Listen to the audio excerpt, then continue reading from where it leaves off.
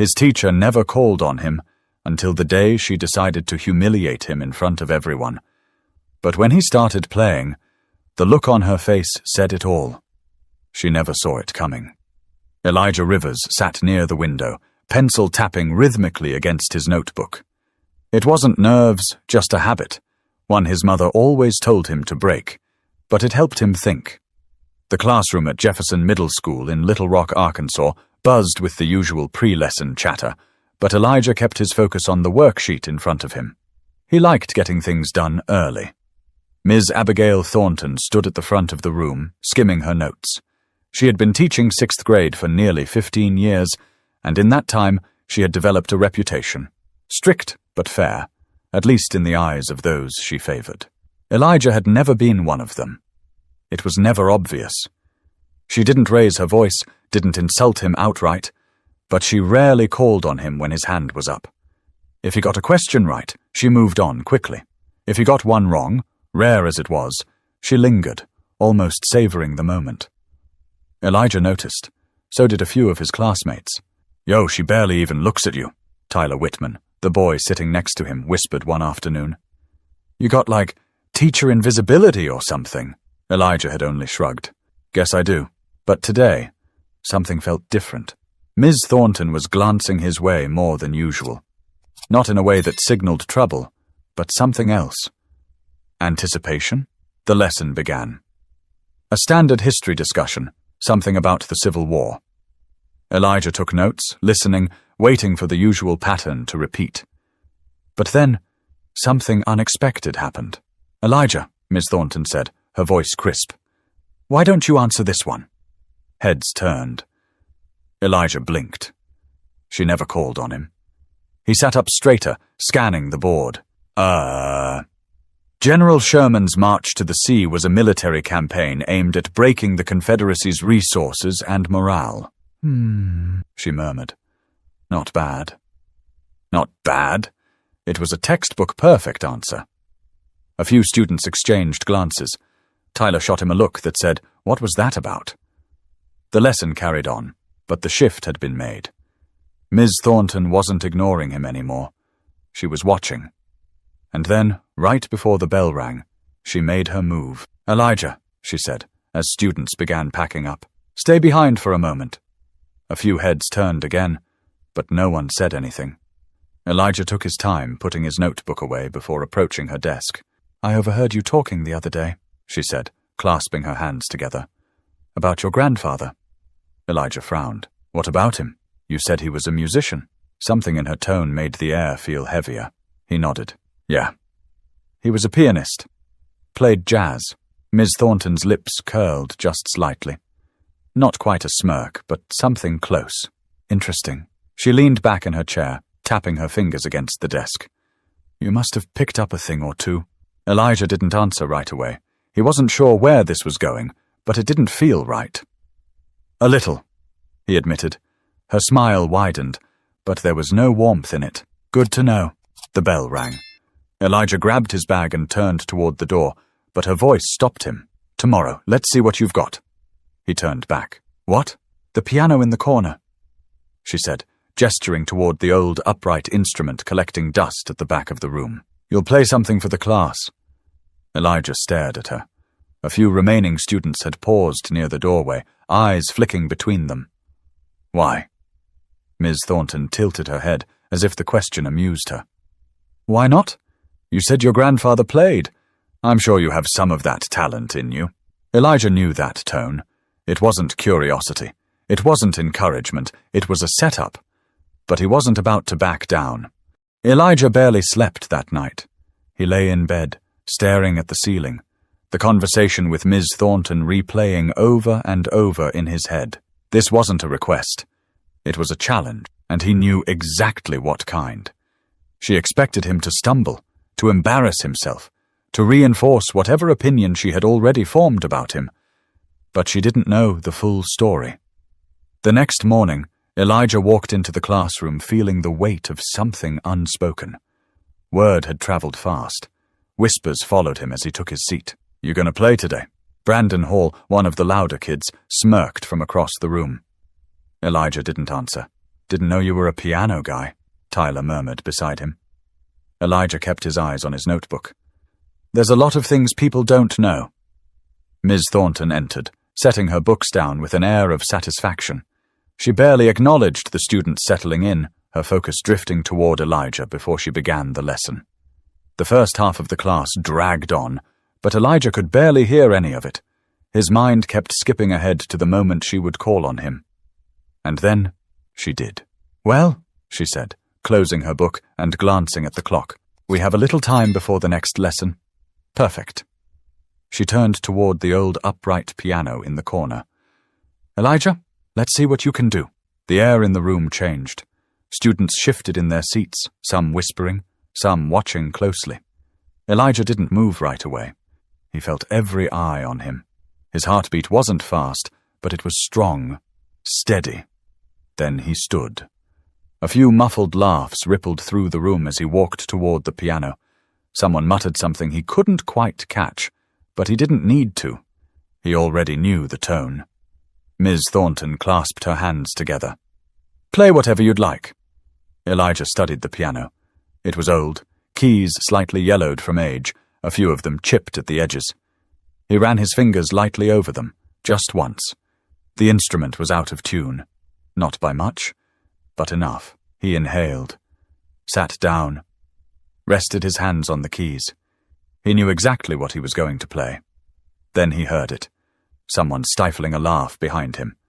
A snicker, low but clear. It wasn't just about proving Ms. Thornton wrong anymore. It was about proving everyone wrong, and he was going to do it in a way they'd never forget. The classroom had never been this quiet. Even Ms. Thornton, who usually carried herself with a smug certainty, had an almost curious look in her eyes. The students leaned forward, waiting. Some expected a disaster. Others were just there for the spectacle. Elijah placed his fingers on the keys. They felt familiar beneath his touch, even though this piano was nothing like the one he had at home. His grandfather's piano had been warm, well-loved, with deep, rich tones that filled a room effortlessly. This one? The keys were slightly stiff, the soundboard likely warped from years of neglect. A deep breath, a moment of stillness.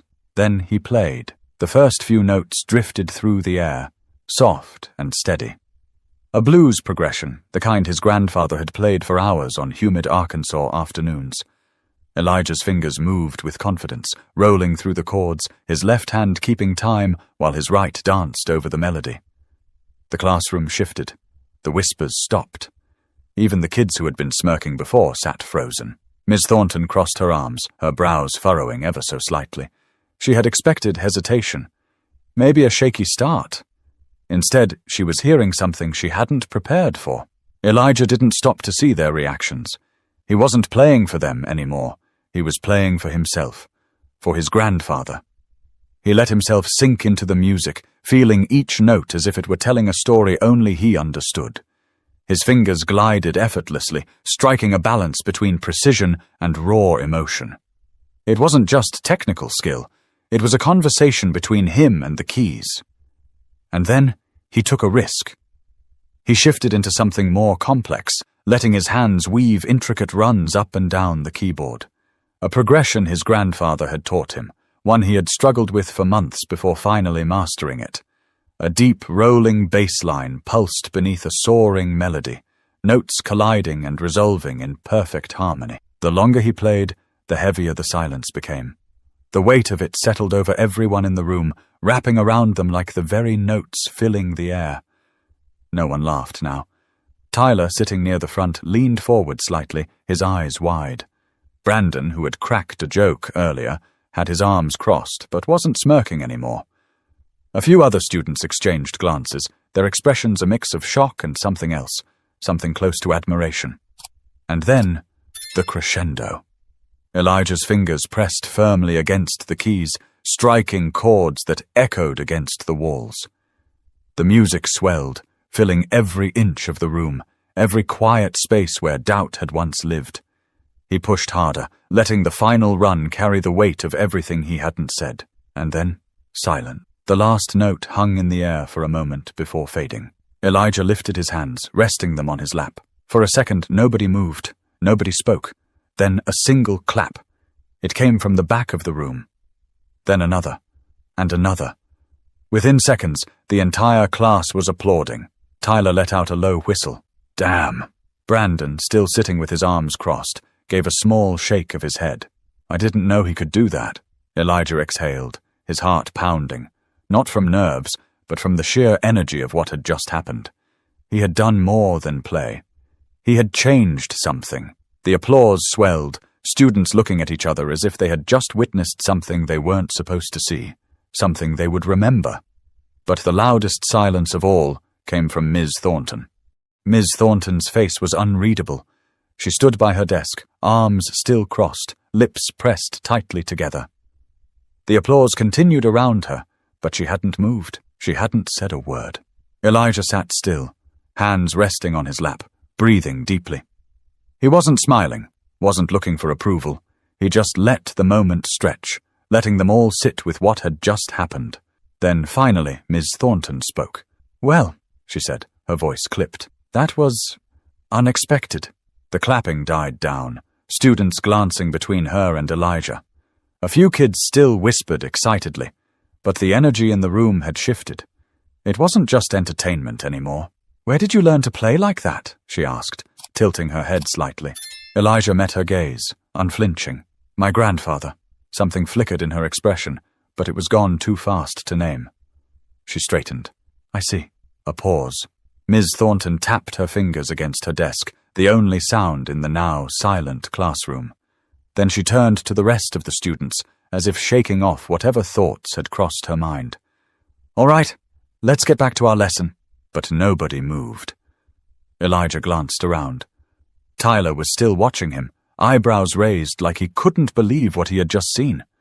A girl in the back, Madison Green, looked almost annoyed, like the moment had been taken from them too soon.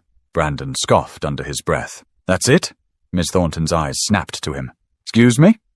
Brandon shrugged, shifting in his chair. I mean, that's all you're gonna say? He just played like... He gestured vaguely. Like something you hear on TV. And you're just gonna... move on? A few heads nodded. Ms. Thornton's mouth tightened. This is a classroom, not a talent show. Elijah took a breath, steadying himself. You didn't think I could play, did you? Her eyes darted back to him, sharp and assessing. He didn't let her look away. That's why you called me up here. A few murmurs rippled through the room. Ms. Thornton let out a slow breath. I simply gave you an opportunity to share your talent with the class. Elijah shook his head. No, you didn't. His voice was calm, even. You thought I'd mess up. That's why you asked. More whispers. Miss Thornton's fingers curled slightly against the edge of her desk. That's enough, Elijah. But he wasn't done. You wouldn't have asked Tyler, he continued, glancing at his friend. Or Madison. Or Brandon. But you asked me. Why? The room was holding its breath. Ms. Thornton's jaw twitched.